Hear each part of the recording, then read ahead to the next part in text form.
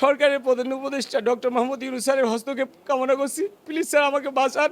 আমি দৌলতপুর উপজেলা স্বাস্থ্য কমপ্লেক্সে আছি, আমি চিকিৎসা আছি।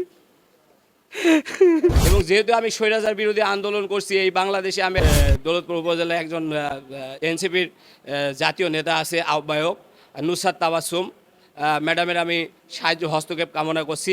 আমি নেয় তারপরে আমার ভাই সেই সকল নেতাকর্মীদের সাথে যোগাযোগ করি।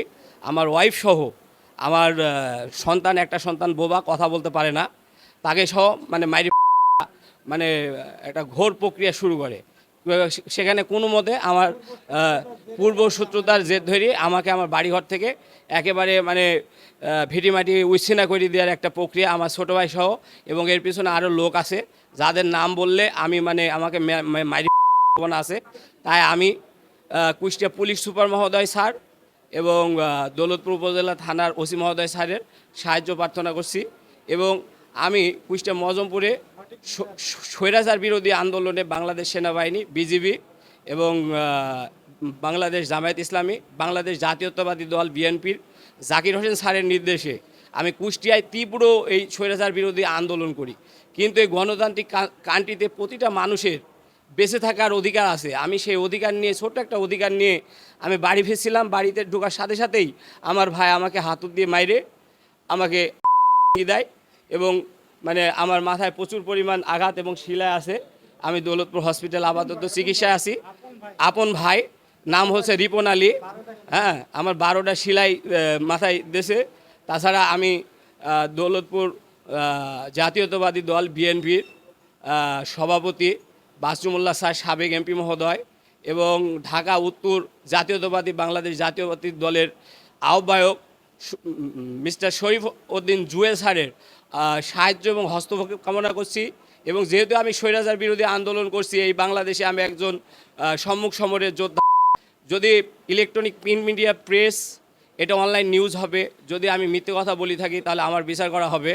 আমি সম্মুখ সমরে কুষ্টিয়া মজমপুর গেট থেকে হসপিটাল রোড পর্যন্ত 3 তারিখ, 4 তারিখ এবং 5 তারিখ তীব্র আন্দোলন করেছি এবং এনসিপি নেতাদের সাথে আন্দোলন করেছি। বৈষম্যবিরোধী ছাত্র আন্দোলন, তখনও এনসিপি দলটা গঠন হয়েছিল না, বর্তমানে হয়েছে। আমি আমার দৌলতপুর উপজেলায় একজন এনসিপির জাতীয় নেতা আছে আহ্বায়ক নুসরাত তাবাসসুম ম্যাডামের আমি সাহায্য হস্তক্ষেপ কামনা করছি। আমার ছোটো ভাই রিপন পেশি শক্তির জোর, ওয়েপেন পাওয়ার্স, মাসেল পাওয়ার খাটিয়ে আমাকে, আমার স্ত্রীকে এবং আমার একটা বোবা সন্তান যে অটিজম কথা বলতে পারে না, তাকে শুধু ষড়যন্ত্র করছে। ভাই, আমি বাংলাদেশ সরকারের প্রধান উপদেষ্টা ডক্টর মোহাম্মদ ইউনূস স্যারের হস্তক্ষেপ কামনা করছি। প্লিজ স্যার আমাকে বাঁচান। আমি দৌলতপুর উপজেলা স্বাস্থ্য কমপ্লেক্সে আছি, আমি চিকিৎসা আছি। আমার স্ত্রী এবং আমার পরিজন নিয়ে আমি বাসায় থাকার পরিবেশ নাই, আমি যাইতে পারতেছি না।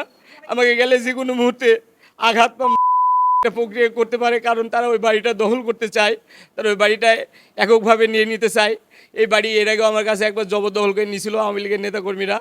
আওয়ামী লীগের নেতাকর্মীরা সেই সময় আপোষ করে দিয়েছে। এখন ছোটো ভাই তাদের সাথে যোগ সাজসি করে সে একা নিয়ে নিতে চাচ্ছে।